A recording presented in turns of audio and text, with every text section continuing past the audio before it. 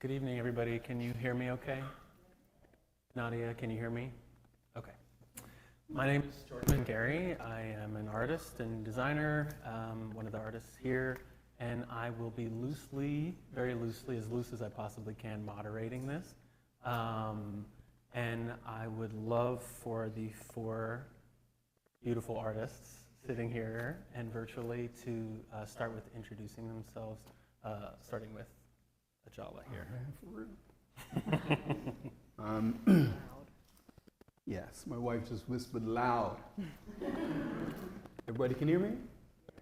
My name is Ajala. This is the not as great half of this duo known as OYANGO. I am a writer, poet, and we collaborated in the creation of the art that you see under our name on the wall. Is that good? Yeah, that's great. My name is Liana Nanang Omodele. I am apparently the better half of OYANGO. OYANGO is a combination of the name of our orishas. We practice Ifa, which is a spirituality based in West Africa, what's considered an African traditional religion. Oya is my orisha, Shango is Ajala's orisha, so we merged them together and created OYANGO as a vehicle to show our shared work. I am an artist, I'm a sculptor, I'm a painter, I do mixed media, I'm also a writer and a poet. And I think that's about it. I guess we'll talk more about the inspiration behind the work as the talk goes on. I'm Chyna Talbot. I'm also one of the artists here. I work mainly in charcoal, although I do mixed media, I do paper sculptures as well, and but I also do music. I play piano. I have for about 17 years now, and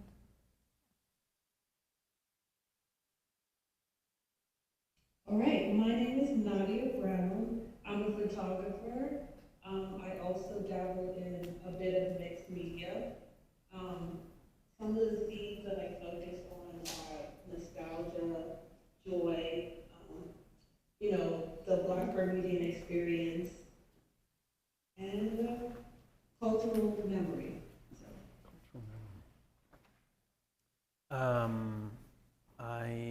I'm a paper maker, kite maker, fashion designer, mostly working with handmade paper at this point.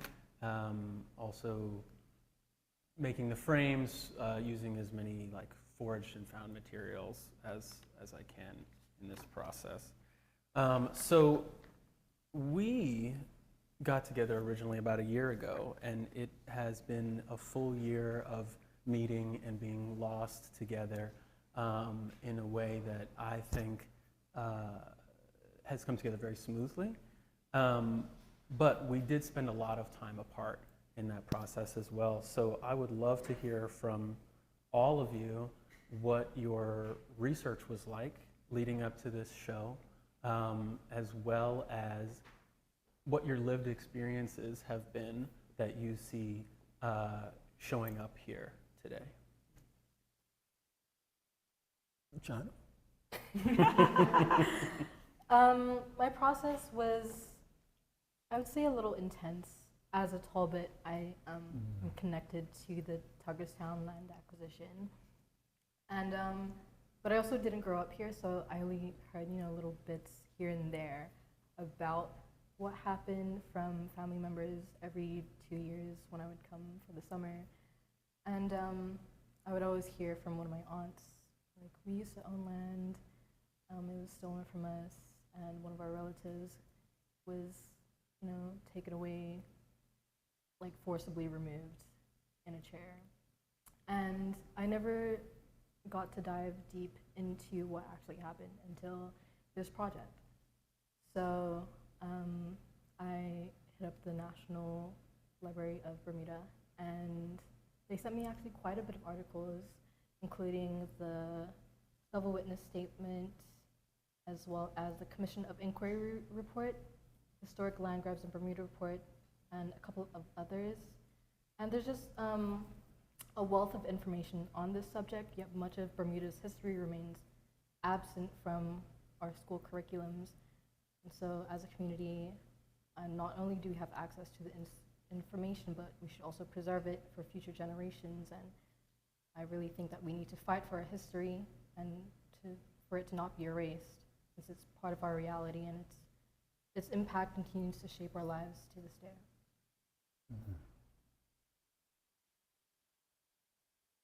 How about you, Nadiyah? Oh, Can you hear me now? yes. Okay, so for me, there's a bit of an echo. Are we good now? Yep. Okay, for me, my journey started with the question of like, what is ours? You know, what is uniquely Bermudian? So I started with researching on the internet, you know, a lot of online stuff, reading a lot of books, digging into the Bermuda archives, but honestly, I didn't really start to make good progress until I started talking to people. One thing about Bermuda, I don't think we do a good job at archiving our history, so the journey to find information was a little bit difficult, but the practice of like talking to our knowledge keepers, I think it was a positive one because it was like passing on the torch, you know. What else was in the question? How is this bumping up against your lived experience? Yeah. Right. Okay. Another thing that I'm always searching for is like our history, my history, and like through this journey, I learned a lot about like my forefathers. I learned that like my great-grandfather was a stone cutter, and you know, we have people in our family that were making dresses. It's just like the industries that I featured were integral not just to Bermudian culture, but to my family as well.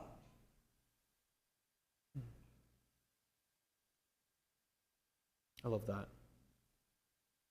I think throughout the process of making this show, I've realized how much space men take up in my head, like men as a concept.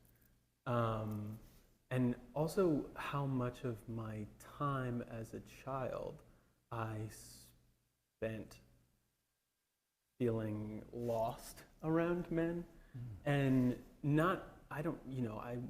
and this is not me pointing fingers at all, just like, what are you? What are you doing? I'm supposed to be doing these things. I'm supposed to be doing things like you. People don't like you, but people also like you and they need you and all of these things. And there's also an element of fear there. And so in my brewing about this show, I always kept going back to men that feel like elders, men that feel like antagonists, men that I experience as having some kind of emotional stature for me personally. And some of that, and because, I mentioned the fear, and so some of, it's easier for me to engage with historical figures, anonymous figures, pop culture figures, figures that I can experience through anecdotes, like through Liana sharing about her father. That was definitely a big voice for me that I think I'm just sort of stringing together in this chair throughout this show. Yeah. Well, I think that our experience was interesting because, you know, Ajala and I are storytellers, memory keepers. We do a lot of research into Bermuda history. We did this before we got together. It's one of the reasons we got together, really. It's a lot of our pillow talk, frankly. But I'm like, we just record this, make it into a podcast. I mean, we do have a podcast coming. It won't be recorded from our bedroom. And so much of it is also personal. But when it came to this show, it was, we were meeting up all together, and we were just kind of like musing on ideas, and we weren't talking specifics.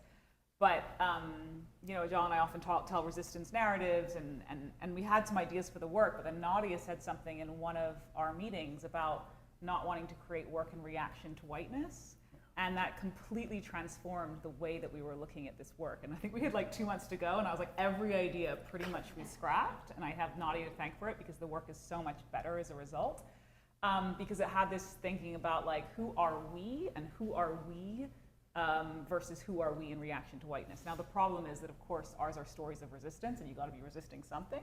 But it really was grounded in, I think, in Blackness, and also in who we were as a people, who we were as people.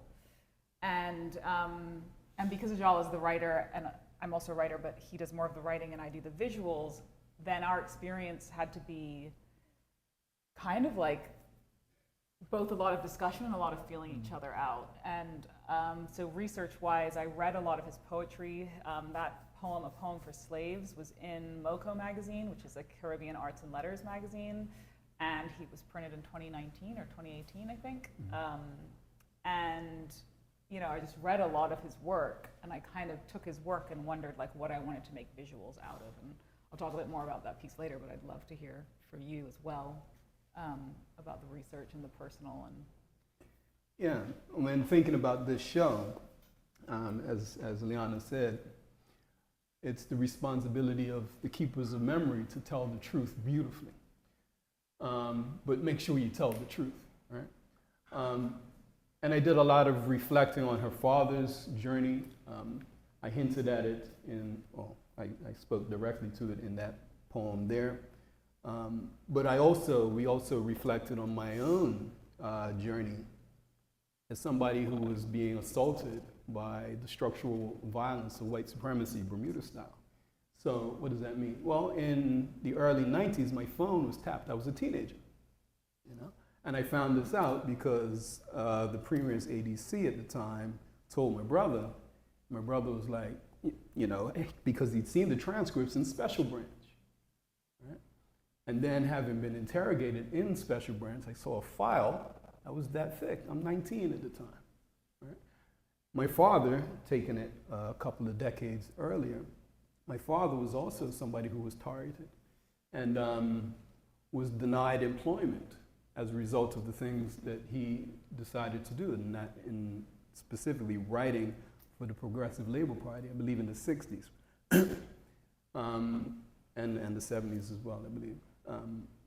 And so seeing the ways that structural violence has left its footprint, its jackboot footprint on my family, and the collateral damage of that.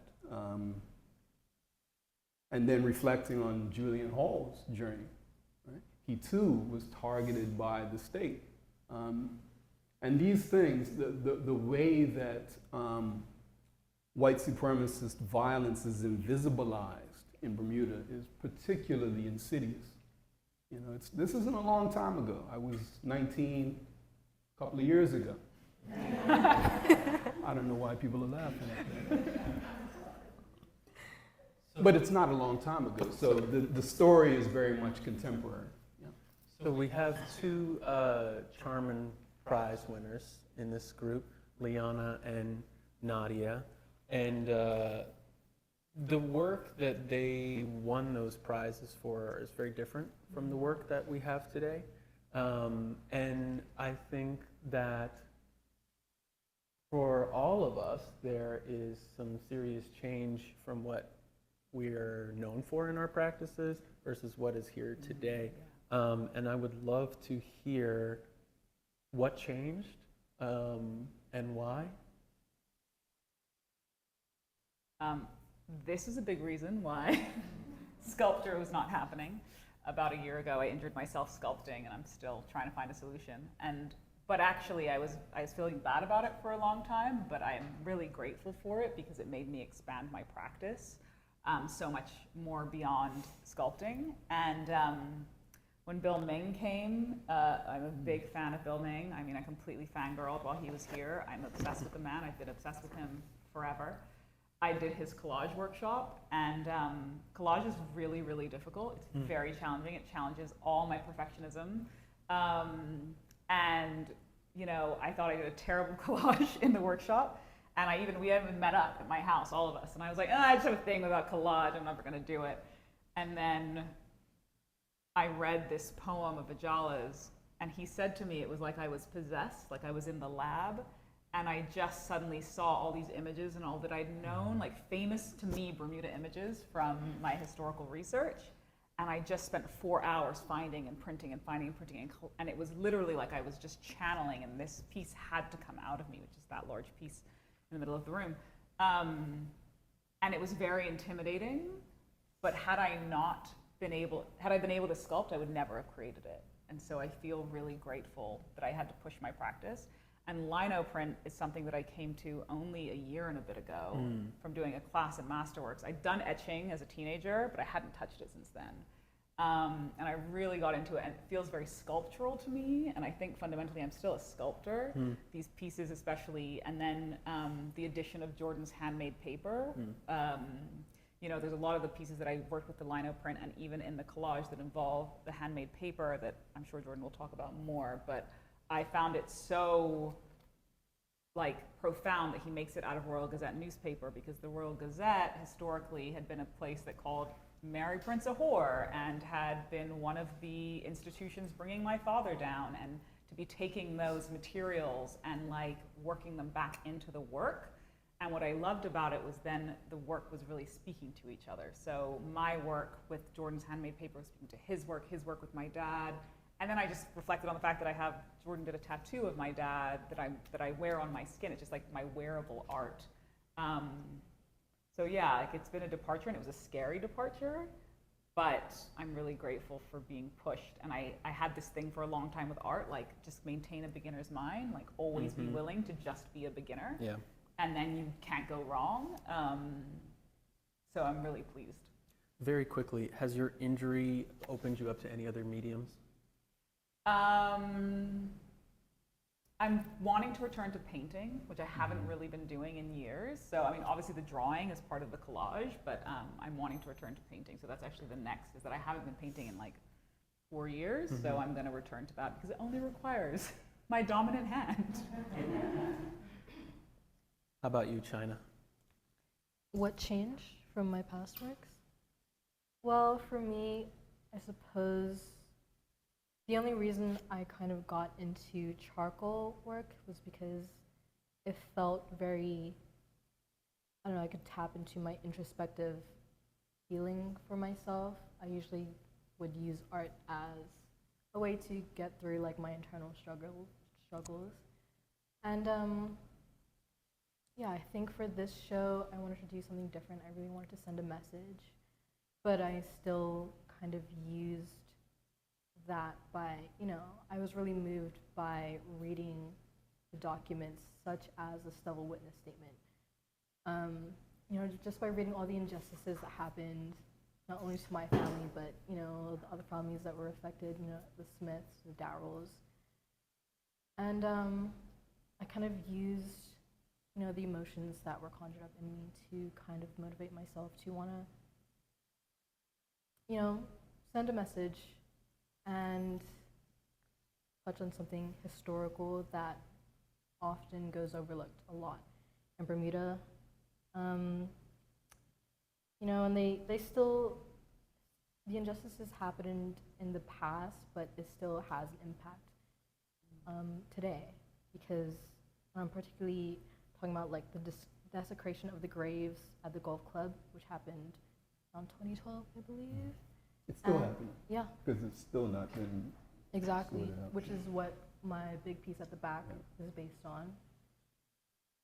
and as well as, you know, withholding the land deeds that would state the ownership of the original landholders prior to the land grab of 1923, which is what the pink and the yellow kirigami sculptures are made about or inspired by at the back. And yeah, through this work, I just aim to confront these legacies and encourage critical reflection on historical erasure. So, and correct me if I'm wrong, it sounds like you are saying that you transition from facing your gaze inward to outward in a major way for the first time, or at least in a public way. And I'm curious how that was for you. Do you feel like maybe the work isn't taking care of you in the way that it might have been when you were focusing on your internal self? Or do you feel like this external work has been affirming for you as an artist? I think doing this work, now that it was more external than internal, I think it gave me a sense of power, I suppose. Or, yeah, it just made me think more about how I'm part of something bigger than myself. And I don't need to, you know, just keep wallowing in self-doubt when I can use my artistic abilities to fight for something worth fighting for, and that needs to be fighted for in this small community that we have here. That's great. Nadiyah? So for me, the end result of my work, my previous work versus my current work was different, but the process was the same. It was still like the act of gathering. So my previous work, I was going through my family archives and creating, Polaroid motion lifts using archival images. But then for this project, I focused on archival objects. So still the act of gathering. I had to go out into the community, talk to some of our elders and borrow some of these objects that historically were ours, and then take them into the studio and then shoot them there. With my previous work, it was more of a, just me in the lab, but with this work, it was more of a community effort. And I feel like it was almost an act of love, the way that everybody kind of came together. Even though they didn't fully understand my vision, they trusted my vision. They trusted what I was trying to do as to properly represent things that were important to us. And yeah, just the support of the community was a part of my process that I did not expect. That's so interesting. I, as somebody who works in textiles and paper, I spend a lot of time alone making art. It can even be hard for me sometimes if somebody's with me. And I experience photographers more often than not as so personable, because you are like constantly chatting to people, having an uncomfortable situation. So to hear you say that really stands out, especially because you used the word trust in saying that they didn't know where you were quite going with that. And I was just wondering if you could speak on what you think your X factor is, or what kind of special attention you maybe, or special effort you maybe had to put in to that process so that it was facilitating call and response, facilitating a womb for people to come, even though they maybe didn't know exactly what was going on. Right. Honestly, I just had to come to approach people humbly, like no expectations, just kind of,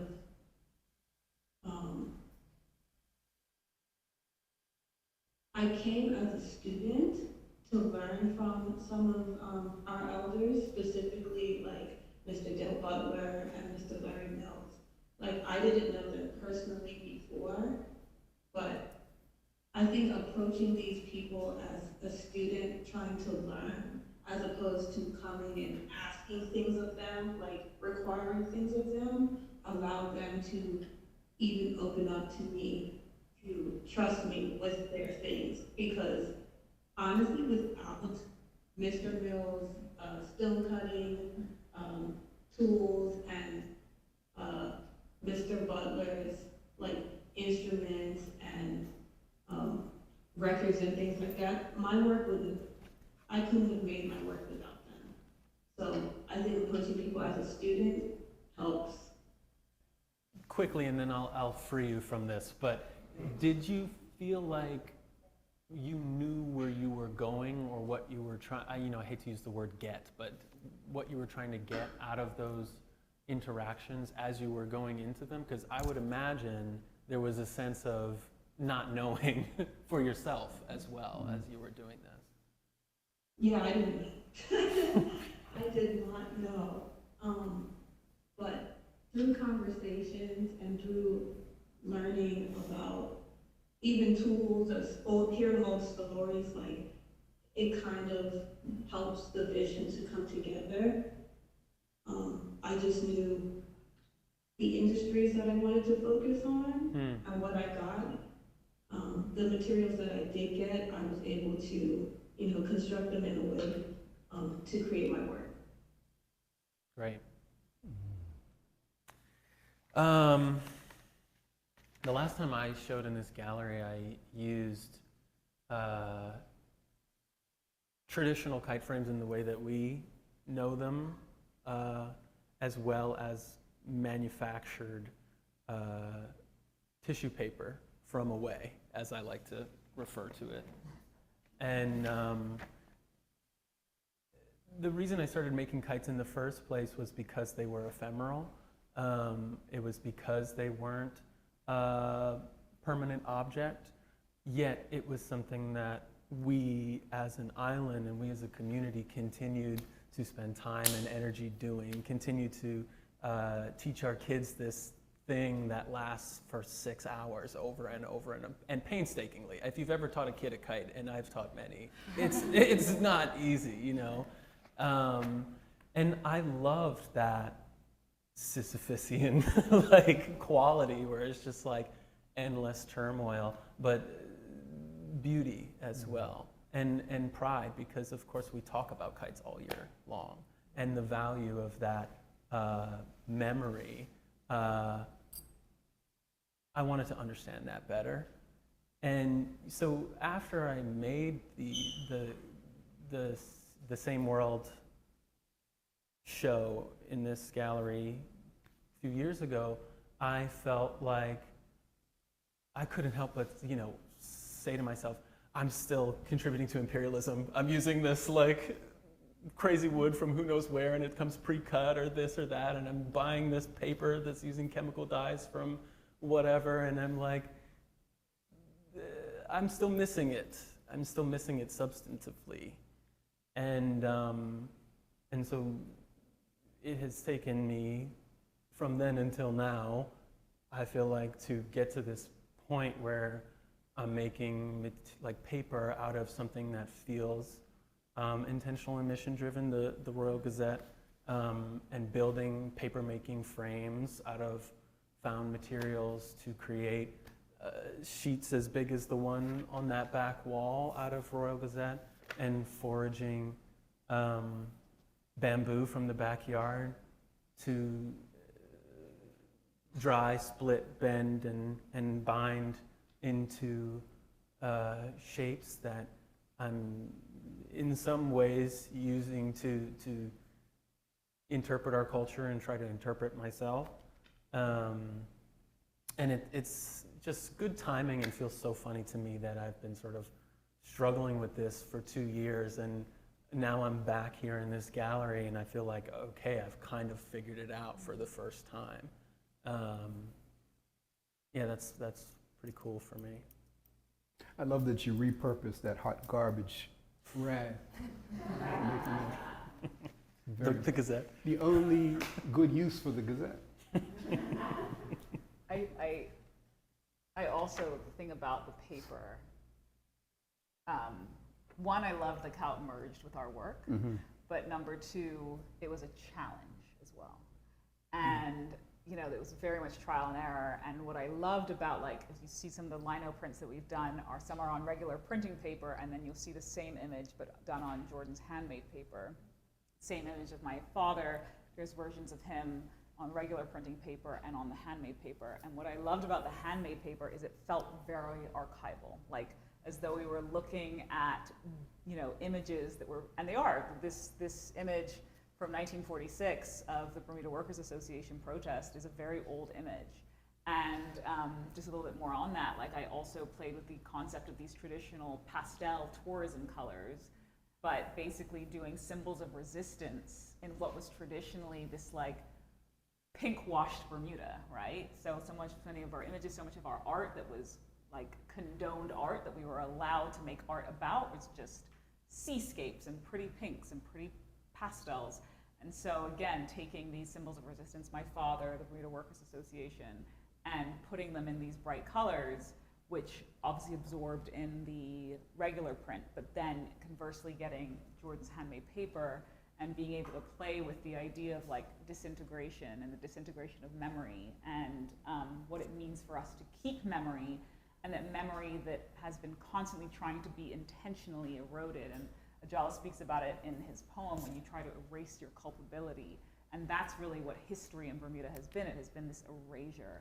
And I look at this room, all of us together, and I'm so proud about how our work worked together, because it feels like an archive in and of itself. Like it feels like we've brought Black history and Black Bermuda life to life in a very intentional way together. And you know, the piece of poem for slaves, it's a poem, you know, Ajala can talk more about the poem, but I wanted to show like that, you know, that violence of forgetting, but I wanted to show the opposite with it. And there's so much, just the symbol of the gombe, how misused the symbol of the gombe is.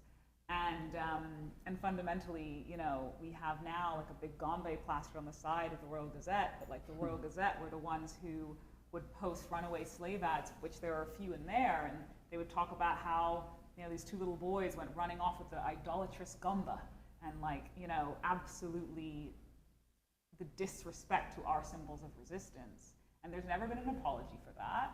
There's never been, you know, amends made about that. There's never been anything like that. So us taking the Royal Gazette paper and discussing it, where you just have institutions telling our stories and erasing their culpability. And I think that's a problem. And I would presume to say that we have taken up the mantle to retell our own fucking stories through our own gaze. And, you know, I think that has become the overwhelming theme in many ways for this show. And it leads me into what I think will end up being our last question before group questions, is the theme of ancestry and archive.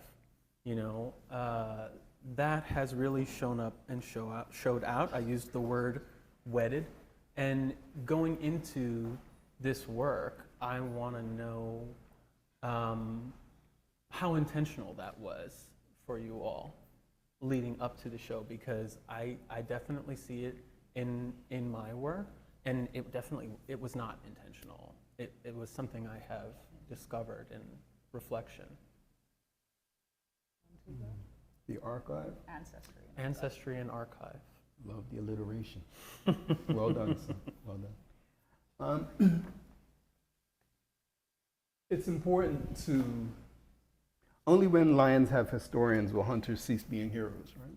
So it's important for us to write our stories, because what has happened, I was in prison for a few years at Saltus Grammar. And I never once came across any stories, and I got my GCE in history and all of that nonsense. Never came across a story about Bermuda, you know? You know, I've driven through Tuckerstown, seen the golf course, and didn't know that my ancestors were interred in that land. Didn't know. You know, that's my cousin. My grandmother's a Talbot. And so, again, that's the violence of forgetting that I was going to call you Mouse. You can call me Mouse. I can call you Mouse? Go for it. The Mouse was getting at when she referenced that line in the poem. On Front Street now, in HSBC, there hangs in effigy 2 costumed black men in a place where 100 plus years ago, black men and black women and black boys and black girls were auctioned off. Same place. The elders who I've spoken to said, who worked in there, was Trimiums, said that that place was haunted. Again, we have these stories that are just around that as storytellers, we have a moral obligation to record. In 1623, we had the first racially discriminatory legislation that was tabled here in Bermuda in the so-called New World. The Act to Restrain the Insolencies of the Negro, 1623. The Julian Hall Bill was passed some 300 plus years later for the same reason, to restrain the insolence of a Negro who could not be beaten, bought, or broken. There are many ways to assassinate someone. And so I reference in that Chairman Fred Hampton, assassinated on December 4th, 1969, by the FBI and Chicago PD. El-Haj Malik El-Shabazz, assassinated in February 21st, 1965, by NYPD, along with the FBI and the Nation of Islam. And who else? Is it? And Butchie, her father. When I was given a tour of the commissioner's house, one of the things that I said in bookending a discussion about Charles Vincent Monk, he was represented by Matthew Spencer Joseph, who was, like Julian Hall, a lawyer of formidable talent. Could not be beaten, could not be broken, could not be bought. So they poisoned him, they murdered him. They murdered him. Again, these crimes committed by the same cabal of criminal Caucasians. All right? Separated by generations, yes, but the inspiration was the same, to restrain the insolencies of Negroes. Right? So as a writer, and a poet, it's my job to really make sure that these stories are recorded for posterity, as well as to give people of my generation and those who come after a point of entry into being able to look and critically interrogate where they are in Bermuda and how things actually came to be, so that you're not driving through Tuckerstown thinking, you know, this has always been a gated white community. No. No. Yeah. So also to rewrite the wrongs of histories that are just a compendium of lies. For me, that was the importance of archiving in the way that I chose to do. I think all of my work definitely delves into ancestry. I pray to my ancestors before I create, and I trust that whatever comes out is going to be something that they want me to say. And one of the things that I found very powerful about this show is I shared a couple of images, but no one else really did, and we didn't share images or anything finished with each other until the show, the Wednesday before the show, and we were delivering all the works. And I had goosebumps because there was so much. The Talbot brothers features in my work, in Jordan's work, in Nadiyah's work, and Chyna is a Talbot. Like, it's just, it was this experience, and there's so many connections. We were just mind blown, and that to me was spirit moving through us. That to me was the ancestors saying, please don't forget us. And something really powerful that happened to Ajala and I this past weekend, you'll see in the quote out of Front Needs Changing piece, this fabulous black woman who's got the cutest hat and like the most gorgeous little dainty glove. And she is front and center at this protest, and I did it because I knew this image so well because Dr. E.F. Gordon is on the other side of the sign, and who's one of our national heroes. And we went and stayed at Hillcrest this weekend, and Hillcrest used to be Aunt Mee's Inn, and it's been completely refurbished and redone by Dr. E.F. Gordon's granddaughter. And after she moved in, she was told that in the 1950s, the property had been taken over by a black woman, which was incredible in the 1950s for a hotel to be owned by a black woman. And that black woman was True Robinson. And that's that woman in that image. She was best friends with Dr. E.F. Gordon.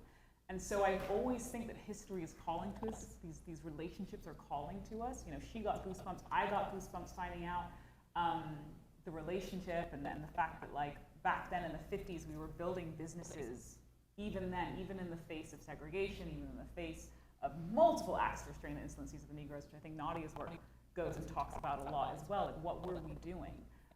Because we weren't just accessories, we weren't in the background, we weren't just, not there in tourism images. And in terms of the archival piece, there's actually a lot of pieces that we started work on that didn't finish, so we didn't get into the show, but we live in an old Bermuda home, and after 9 months of living there, we discovered that my husband's ancestors would have been enslaved in that home.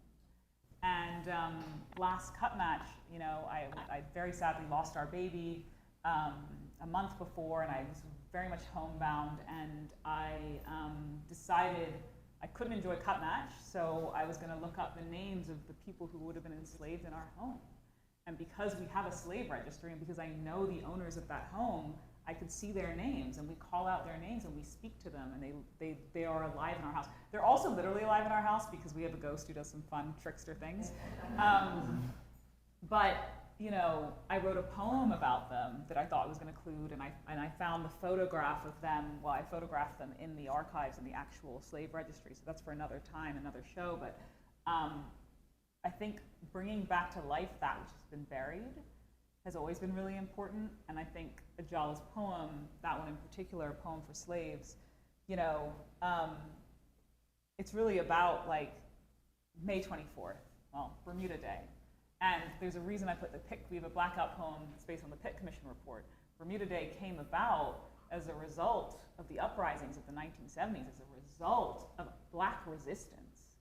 And we forget, and I think, even Carnival across the Caribbean, just like, Pride is on right now, and it's like, Pride didn't start as a party, it started as a protest. Bermuda Day, Carnival, those are symbols of our resistance that we must remember, and that's why, I feel called upon to remind us of that, just like Ajala's work does as well. Mm-hmm.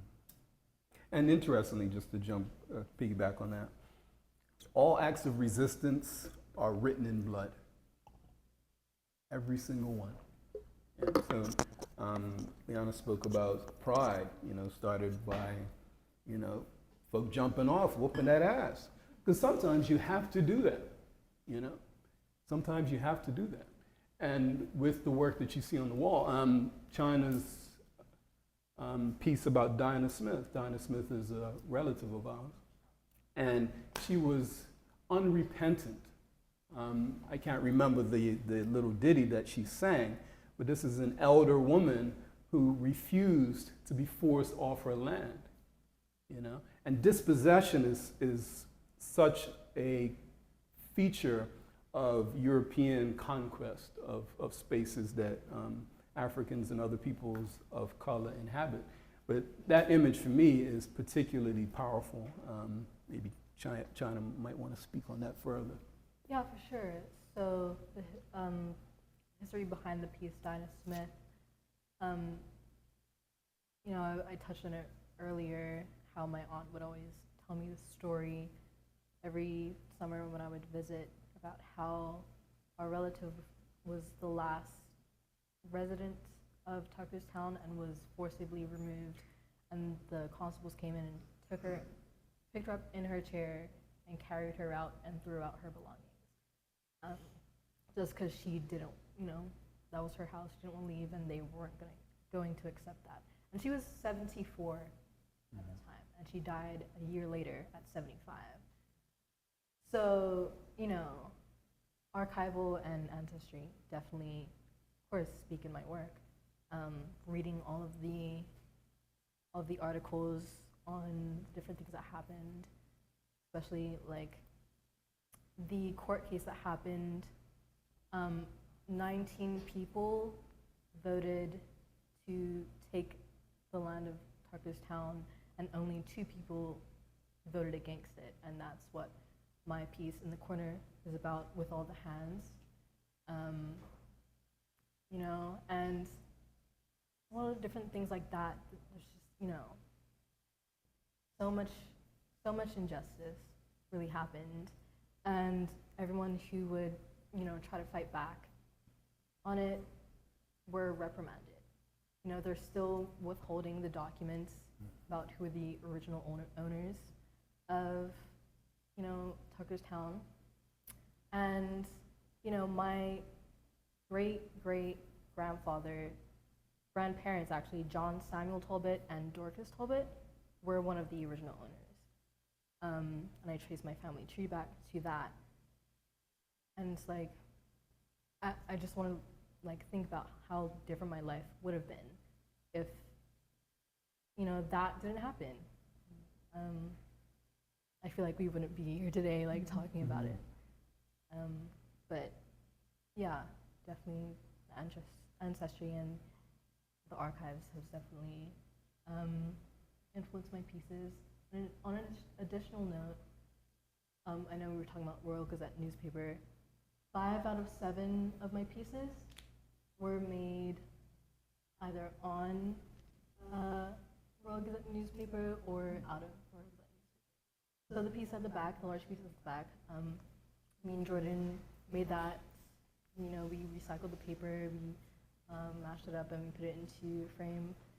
And then I painted over it with, charcoal, wall paint, and ink, and white shoe polish. And the 4 charcoal pieces were actually made on, I went to Royal Gazette and they gave me a large roll of just blank newspaper roll for $2, which is great. It was super heavy to put on my bike. But yeah, so I really wanted to be, intentional about not just what I was creating, but the materials I was using as well. And also the reason I use white shoe polish is if you take a look at my large piece at the back, behind the gate, the gate is representing what the actual gate looks like to the grave site at the golf course, at the golf club. Behind it, there's very faint white circles, which represents the golf balls that are often, hit into the grave site, which, got desecrated about 13 years ago. And yeah, I just put that, I want to include that in my work, as a part of critical reflection as, what are we doing here? Why are we allowing this to happen?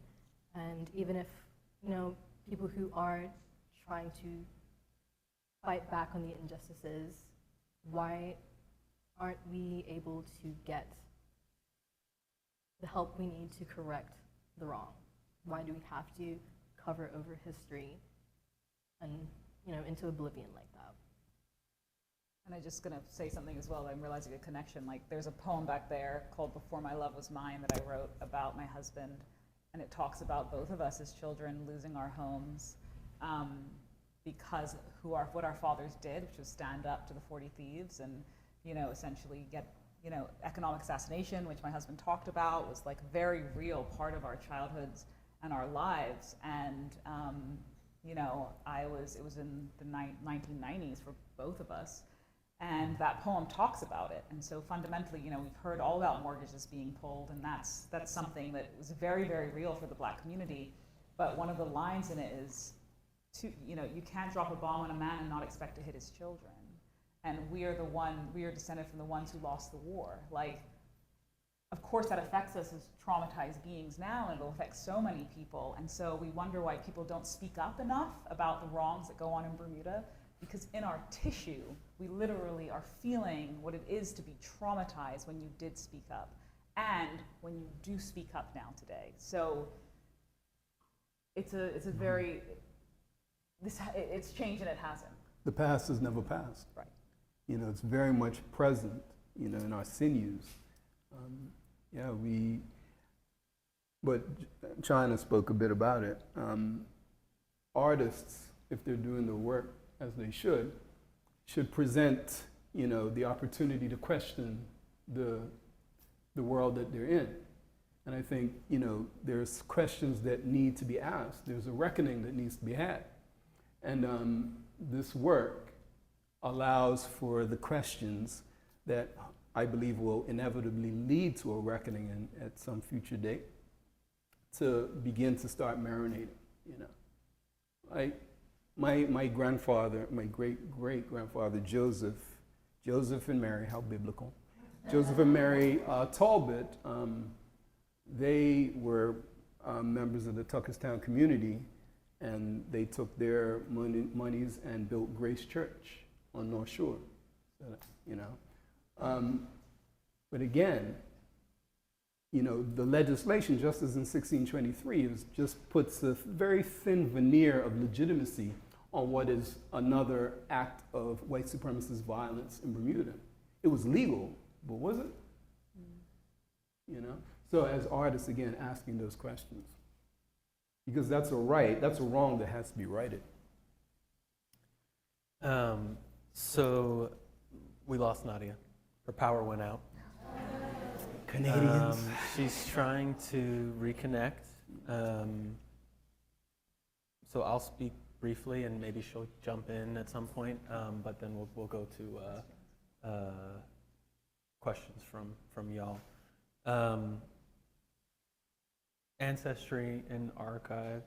I think that. Oh, Here she is.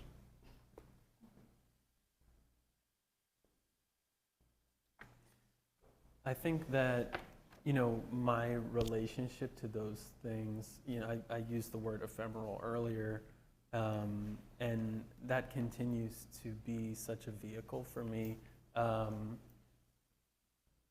because, like that indigo colored piece in the back, high up on the wall, the blue smaller kite, is an anonymous figure from a historical picture, and I reference them often, usually doing very mundane things. I think Liana mentioned earlier the challenges there are around finding images, historical images of Black bodies that aren't about labor or suffering. And so reinterpreting, recontextualizing those feels like some form of medicine for me. But really, I feel the most connected and intentional around ancestry when I'm doing the making. I feel like the process of craft for me is an homage to ancestors and ancestry. And even though this work visually is so separate from the kite making that I inherited, it feels very attached to the craftsmanship of my blood. From the foraging to the finding to, like in Afro-diasporic research, the how do I put it? The notions of yes and, the approach to yes and as a Black identity philosophy comes up for me a lot, where it's like we are approached by Scandinavian sailors and they have these images of mermaids. Oh, we know that image. We have a woman who plays with snakes in the water, and that's the same energy, that's the same God. And that's how we now have these like Black mermaid images, the Yemoya. The Yemoya is much, much older, obviously, but this relationship to play, improv, and finding and including feels very old and comfortable for me. And so making from that place, interrogating from that place, sharing from that place, to me is performing ancestral connection and identity through the making of an object. Nadiyah, we missed you. Welcome back. Thank you.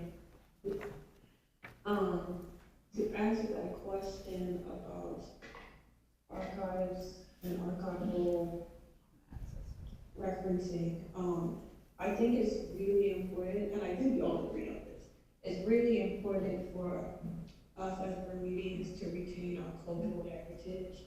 And in my goal, I was trying to make our heritage and our history more accessible, kind of like bring it to the surface.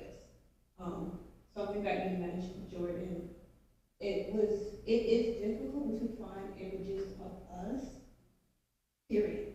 Like, not just working, but again, as Bermudians, or I should say the government has not done a good job in retaining archival images of us.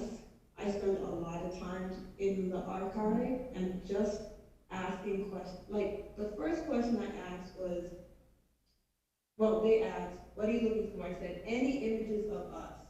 They were like, that's gonna be hard, right? And so they just gave me boxes and boxes of things, and I'm going through the boxes. I'm having the hardest time finding things. And so, like, the work that I make, specifically for our generation, we are visual learners, right? So I make images for the younger generations to have as a visual reference, and also as an opportunity to ask questions and be curious, but also for our older, for the older generations to remember, and also to create a moment for cross-generational conversations, because we don't always have to go back into the archives or go back into old books to find out about our heritage and our history when we have elders still alive now. You know, they're here to tell firsthand stories or firsthand accounts of Bermuda of the past. And I think we should value their stories and their voices while we have them. So I think collectively our work is a call to remember. And you know, I think that all of us as people who have some version of an archive, we've probably had this experience. I think, Nadiyah, you and I have talked about how much easier it is to find this kind of stuff outside of the country, you know? And it's so incredible to me that it's easier to find Black identity before the mid-20th century outside of the country, because our country was designed to export itself in many ways, right? And the founding of Bermuda was the founding of a business, the Summers Company, and how that has rippled into our current environment. Can I jump on that, too? You have 1 minute, and then I have to get into And that also, Good questions. yeah. you know, they were dealing in commodities trading. Of course, commodities don't have history or memory, right? they were speaking implements, talking about black folk, right? Black folk weren't invested in memory and history and familial connection. So you could sell a mother from her daughter and sell a daughter from her father because they were mere objects, right? Speaking implements. So yeah, that just jumped in my head and I wanted to share it. So now I'm going to open it up for questions. Yeah, please feel free. Not all at once now. Can I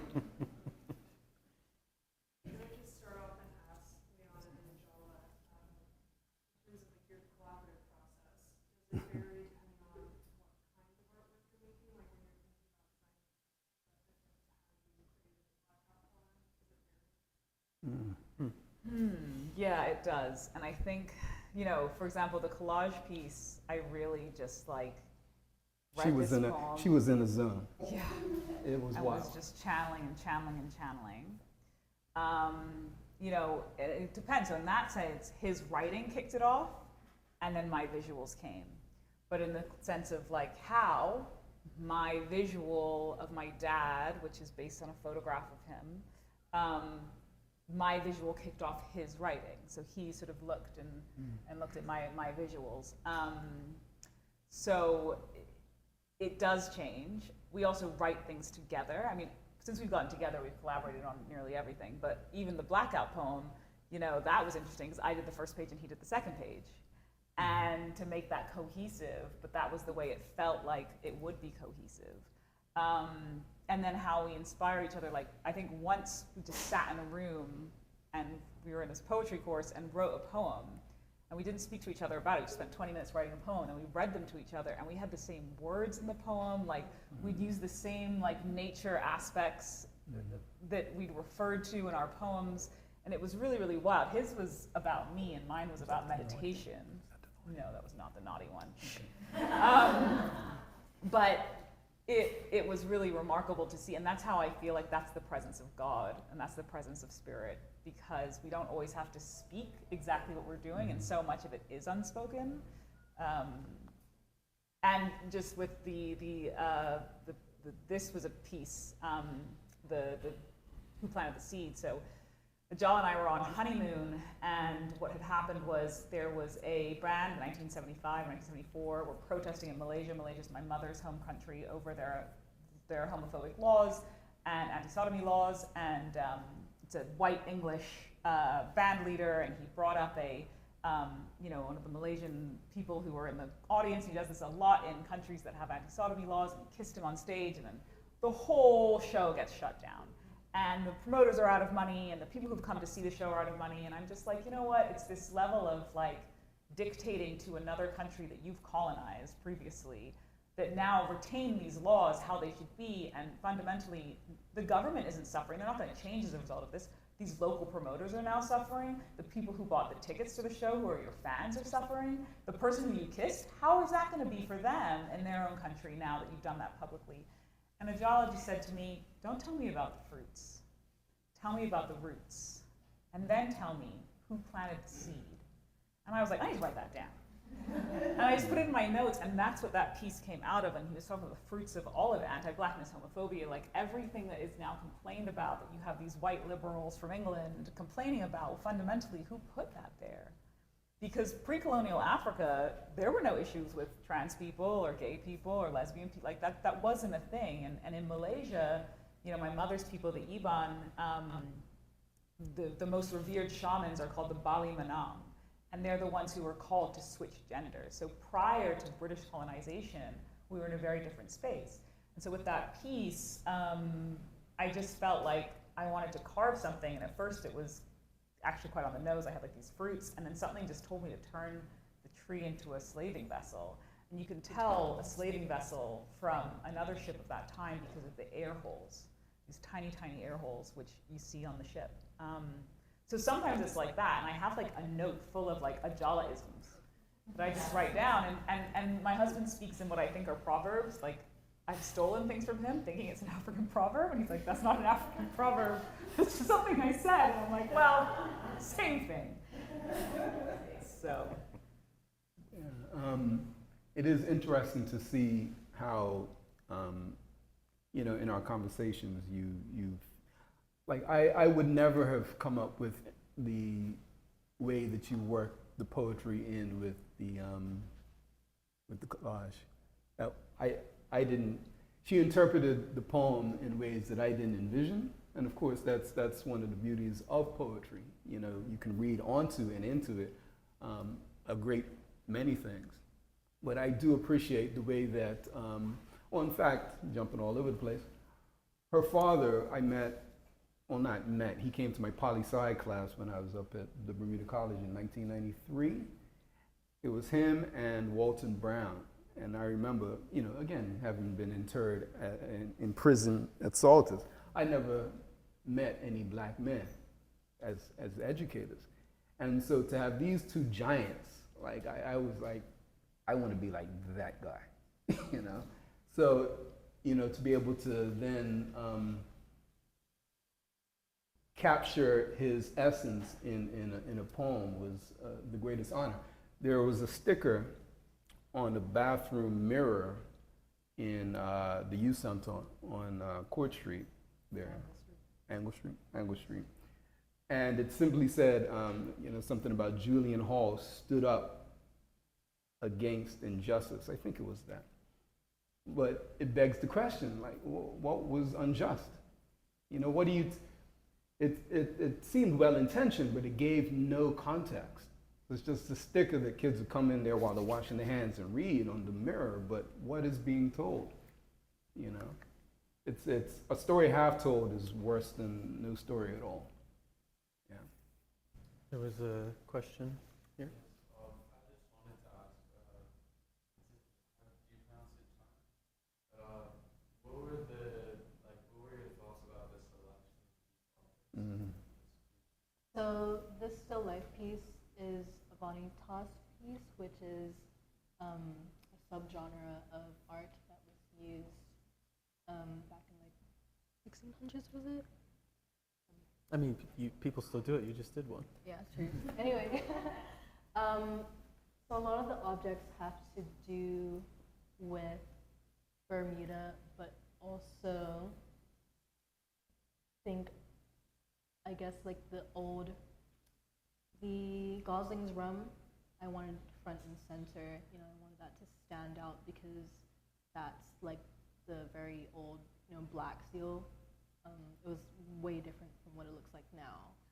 And I just wanted to touch on that because Vanitas kind of, how would you describe it again? I mean, like this type of still life is often used to negotiate death. Withering flowers, spoiling fruit, molding food, the skull, you know. Yeah. And So it has to do with kind of like the vanity of ambition, and it's, you know, it pertains to Tuggerstown, the Tuggerstown land acquisition, because, you know, people were living their life as they were the original owners of Tuggerstown, and, you know, people just came in, stole their land, displaced them, which affected, you know, their life, their work, and their health. You know, people actually died because of what happened. Mm-hmm. And which is why I put the skull like right, you know, kind of like above everything else. 'Cause, like, you know, all of that for what? Everyone's gonna die anyway. Why couldn't you just leave them how they were? And also, you know, the Bermuda lily, the shell, we have, you know, the candle, which is blown out, and the dead biscuity at the bottom. And to me, this piece is also one of the great intersections of this show, and there's a few of them. But Chyna and Nadiyah worked pretty independently of each other, but those large still lifes that Nadiyah put together that are filled with, you know, Bermuda's antiquity in tools and in pop culture is, you could contextualize that as a Vanitas. You could contextualize that as her negotiating Bermuda's death, Bermuda's life, you know, the loss of an archive being violence. And the fact that they chose similar compositions, I'm projecting a similar history, and then at the same scale to me also is really, really powerful. Yeah. Did we have another question? Did I see a hand? Dejan? Well, I thought it was a brief comment from the leader to my problem. I know I've already said thank you to you guys, but I do want to thank you personally. Thank you, Ajala. Thank you, Liana. Thank you, Chyna. And the deal with the work that you do. Now, I would say again that I have no expectations. When we come into Marathon, our people together to the streets, it seems like we're helping. Oh, what the real house, the thought of status, and it's all I can tell everybody I'm hoping to help. So I didn't call it my position. And that I'm out the work I've done with these students for a while. But what I haven't seen until now is this quiet courage and quiet reflection. You know, the deer just walked in off the field outside of the work. It didn't have any type of impression whatsoever. And I don't know if you did that open up before I did it to one else. About that process of reconnecting with my hours.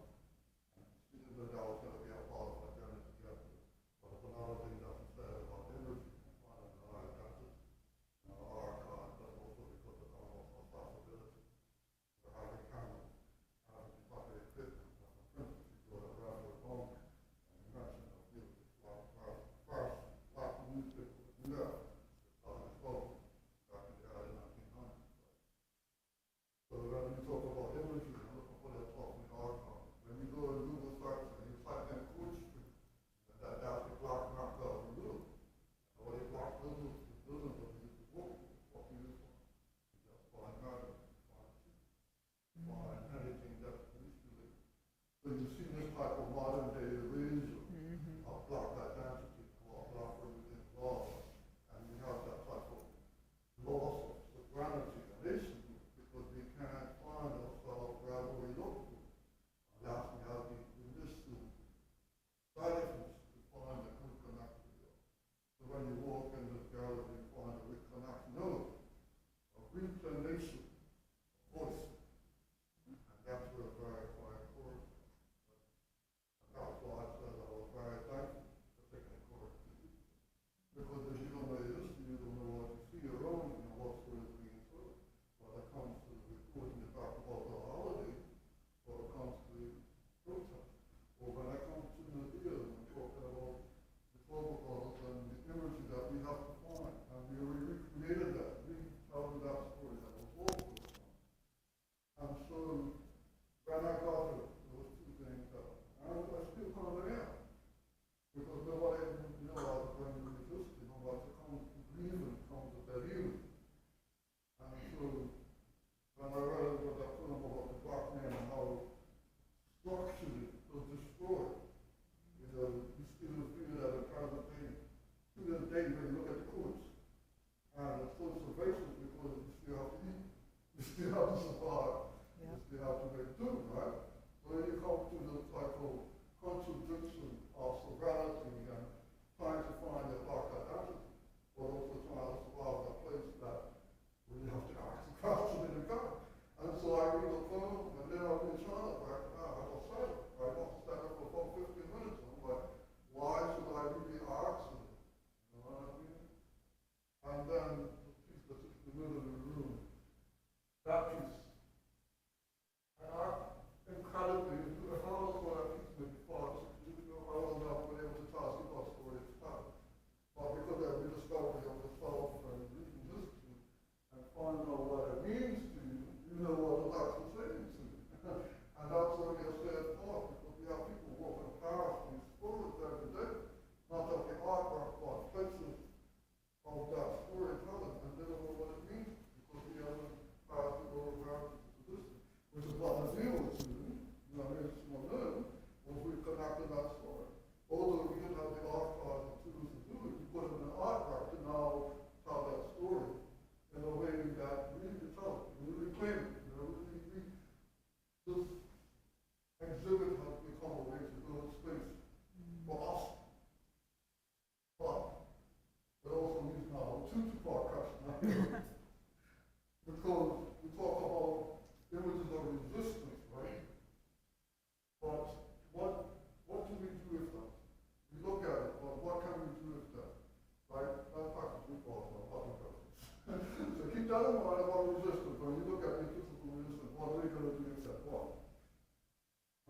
one is the system. And I look at all those people and all those stories on it. I wonder who's going to be the acceleration of that image. And are we going to have to keep telling that story? So how do we liberalize that? Whose pictures of heroes is going to reinvent, right? Because the structures still there. And my last this is the solids that comes in the quiet court. If children were in her and they did not know the history, what is one thing that each of you want them to take away from it?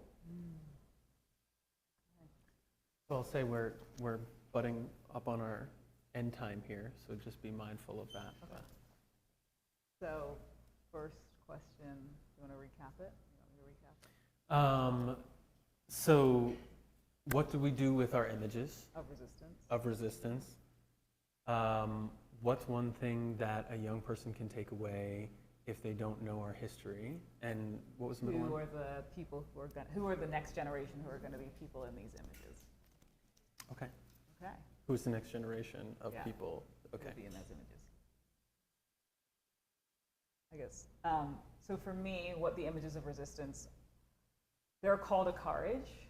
I know for myself, I have a lot of trauma about speaking out, both that's historical and familial, and it's also what's happened to me in my life. You know, my husband talked about being investigated by Scotland Yard. Special branch. Special branch, sorry, I was investigated by Scotland Yard in 2017. I was accused of doing something by Scotland Yard that I did not do, and I was terrified. And I went to bed being like, I don't have any money, I don't have any way to defend myself. Like, if the powers that be want to take me down, they'll take me down. And I was really, really scared. And I was resolved the next day to just fight harder. And I think that's an inherent thing about me. But at the same time, I've known how traumatized that is. And sometimes mental illness goes with that. It's like, I'm not mentally ill, I'm just having a reaction to what is institutionalized white domination, which is what my husband calls it, rather than institutionalized white supremacy. But I think these images have to remind us that anything we're scared of, like, our spirits are indomitable, and these spirits continue. So you keep standing up no matter what. But that's very hard in practice. It's very painful in practice, it's very scary in practice, and it does have consequences. It's a lie to say it doesn't have consequences, because it does. No matter who's in government, it has consequences. Number two, who are the people now? You know, I think that one of the things that we talk about as well is that, like, an issue I have with national heroes is there's no allowance for a collective. It's only got to be an individual. And I think for too long we've been focused on the individual, and it's the individual, deifying an individual, trying to search for this messiah. Like, we have an addiction to a messiah. We have an addiction to a great black hope, and trying to find that one. One sets them up for way too much, and there's not enough community around them. And two, the only way through this and out of this is collectively and in community.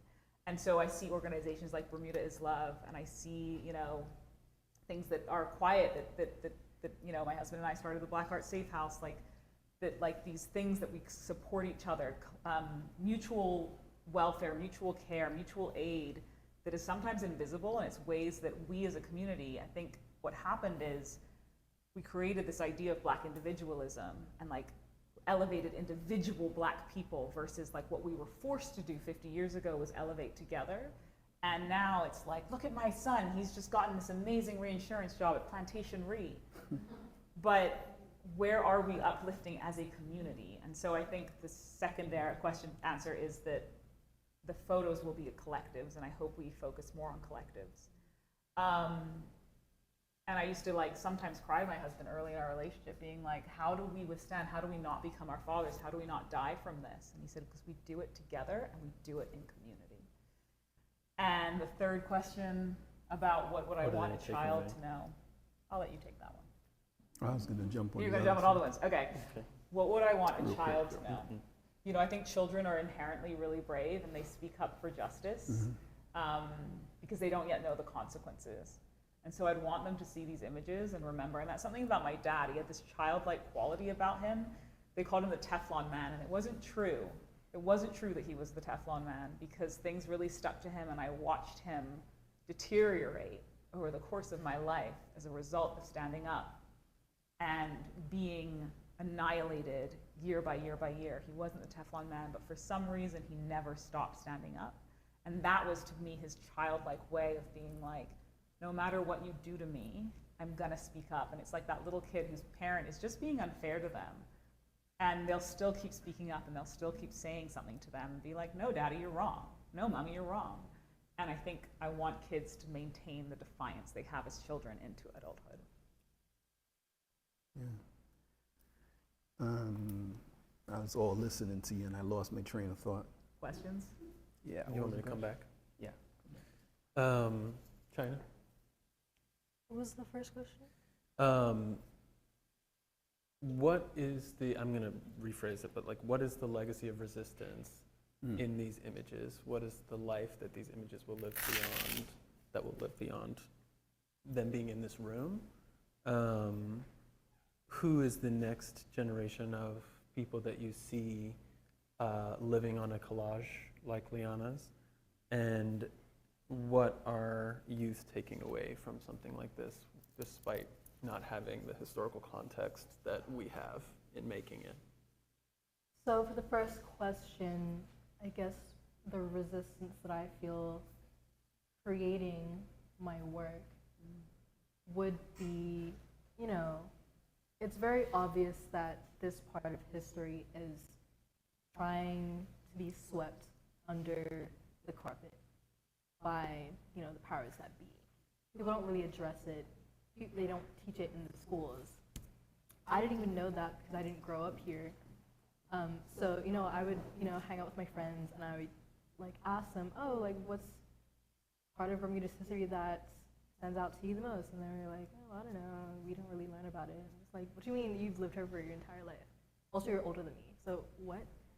And that to me just like stood out so much, because there's so much in Bermuda's history that, you know, isn't wider knowledge in the community when it should be. But it's, you know, they're trying to sweep it under the rug because they don't want us to know about the injustices that they're afraid they're going to send up to, you know, what happened. And I think for me, my own resistance would be to, you know, shed light on what's trying to be hidden. You know, like the desecration of the graveyard.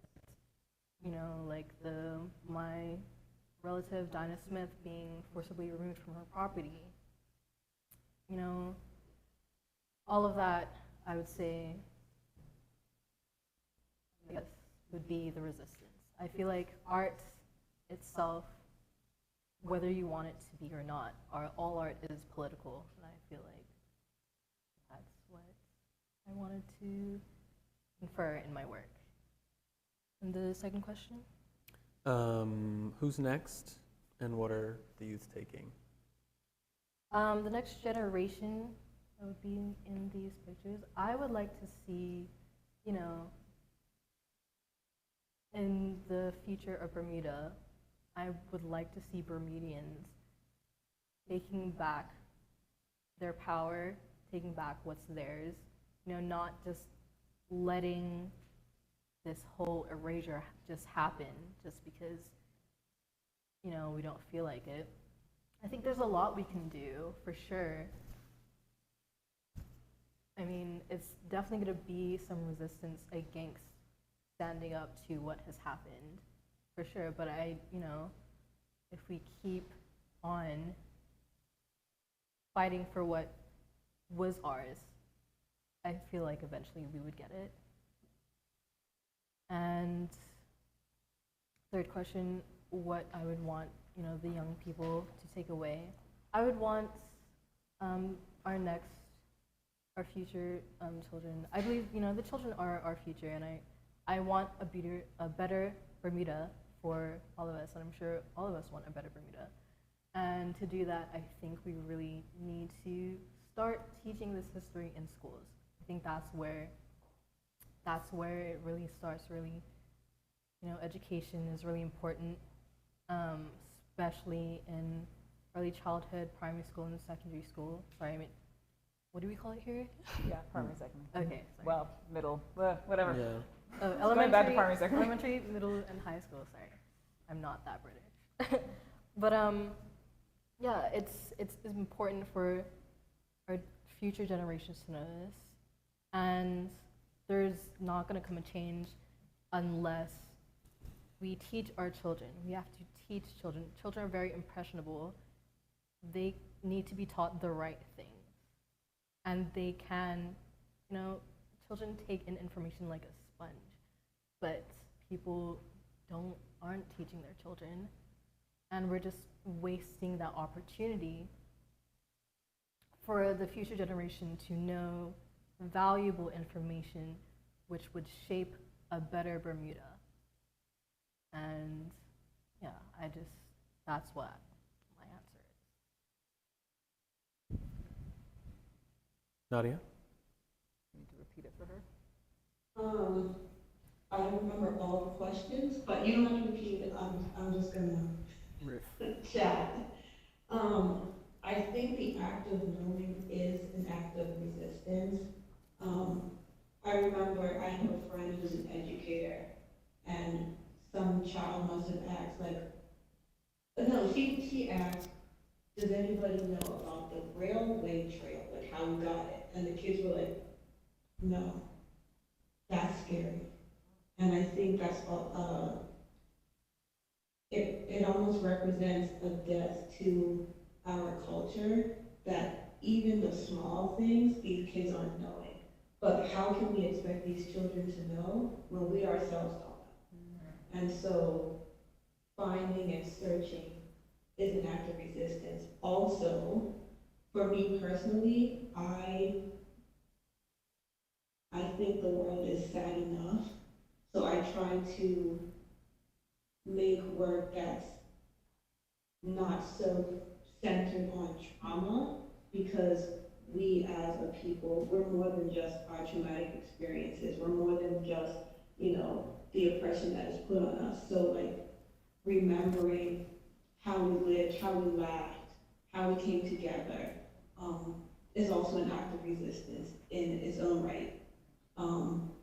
So I hope that through our work, people will have not only a visual reference, but a curiosity to learn more.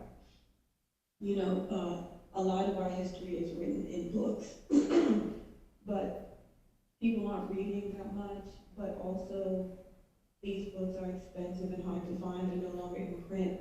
So our work is almost an extension of that literature. I would love to see some books be written or books reprinted. I know, Dijon, you're an author. We want some books. But art making is an act of resistance. Just knowing is an act of resistance. And the fact that we know, no one can tell us about ourselves because we already know. You know what I'm saying? So that is important, and I think that is a foundational part of our work.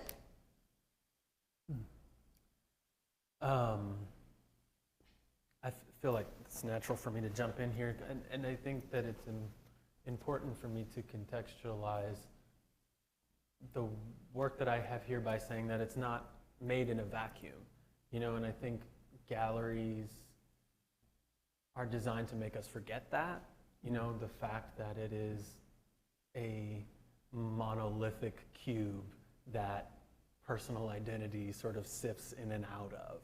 It creates the illusion that something on a wall is in a vacuum and nothing else exists beyond this object.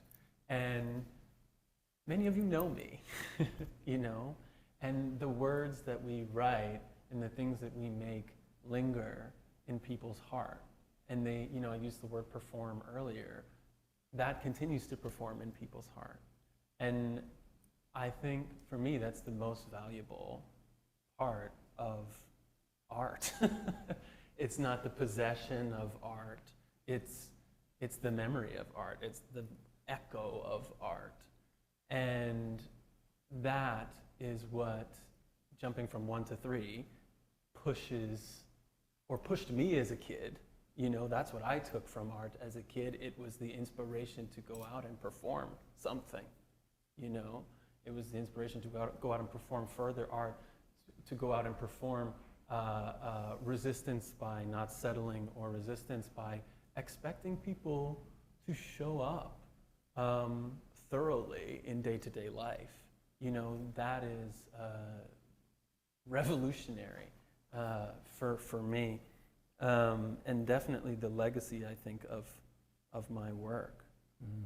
Or at least the legacy that I care about. And when I think of who's next, I don't know. I try not to. I think for my practice, that can be distracting, because in the way that Liana was talking about, and for the same reasons Bell Hooks doesn't spell her name with capital letters, I think that hierarchy is patriarchy, and it sneaks up on us, you know, and it controls us in ways that we underestimate. And so I try not to have heroes. I try to have peers. I try to have elders. But I try not to have heroes. I try not to make heroes out of the people I meet, because I want that call and response. I want to critique them. I want to welcome them, not be shy around them. And I also think that it's maybe unfair pressure to create a legacy for someone or something before its time, to pre-cook them. It can be tough to maintain that, or tough to say, oh, this is the new Julian Hall or something. It's like, well, are you robbing them of their own identity? And I think we need more identity all the time as Bermudians. So that's all I'll say about that. I'd say thinking about the craft of writing is creating art. There have been books I remember reading, as a teenager. Malcolm X Speaks, and the guy had bars. Malcolm was an MC, and I remember the way that his distilled truths just hit me and sat in my spirit. And I always felt that whenever I write or whenever I speak, I want the truth, as I had said at the outset, to be rendered beautifully, but it must be the truth, so that a young person reading what I have to say in decades to come will hopefully have a similar reaction to my work as I had to Malcolm's work. Because we need revolutionary examples in text.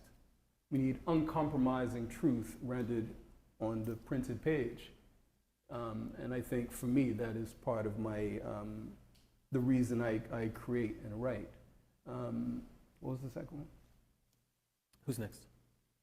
Who's next? There's so many folk of all generations who have no idea about Bermuda. No idea, And I would say, who's next? All of those folk. As we drove here, we drove past the aquarium. Right across from the aquarium was an auction site. There's no statuaries pointing to the fact that that's a scene of subjection. That's a site of terror, But this is Bermuda, awash with the blood of our ancestors, and there's no recognition that they existed. The dead do not like to be forgotten. Yeah, what was the first one? The first one? Or the youth taking? What are they taking? What would the youth take? That they have an obligation to challenge injustice wherever they see it. And that's not something that can be done, piecemeal. They have to be willing to challenge systems of unjust authority, just as Julian Hall did, and just as members of the Black Panther Party did, the Black Liberation Army did, the people in Gaza right now are doing, right? These are examples, and that's the other thing, history without borders. I don't confine the study of our stories to just this little rock, you know? As Jordan said earlier, this place was set up to be a business, and we were the commodity, right? So as our ancestors didn't recognize the borders to be legitimate, yo, you came to my land, stole me, and brought me to this place? Nah, burn all that, right? We want young people to be equally irreverent in the face of injustice. That's key. So that's a large part of why I do and speak as I do and write. Yeah, I just wanted to say, you know, there's a lot of Bermudian storytellers now who are doing incredible work. I mean, I have Ira Phillip on that collage. He represents an incredible storyteller. Mm-hmm. This was an incredible storyteller, but like so many different mediums of storytellers in Bermuda. And, you know, we're artists, we're visual artists. We spend months and months creating work for this show. And in order for us to keep creating, any artist creating, so whether it's this show you buy from, or you go to BSOA and go to one of their shows and buy from, like it's really important, if we want to see shows like this, for people to support by also, if they can, buying the art. Because materials aren't cheap. And I think we want to encourage everyone to be expressing and continue to express. And I know BSOA has shows every month, Masterworks has shows every month. There's some really incredible works that come out like every month. People showing outside of these institutions, and yeah, I think that's also the future. All of these storytellers who are together trying to tell the story of Bermuda and their perspective on what is going on. You know, if you look in the Masterworks collection from 200 years ago, we're not there. We're not there, not because we weren't creating, but we weren't creating with the kind of materials that would have sustained. We weren't creating with the ability. We were creating with each other, but we never had institutions. So we're now able to do that, but how is that being honored? And so I think, like, as fellow artists or as other people or people who enjoy art, that's one of the ways to honor this work is to elevate it, to share about it, to talk about it, and to purchase it. Thank you, everybody. Thank you for staying.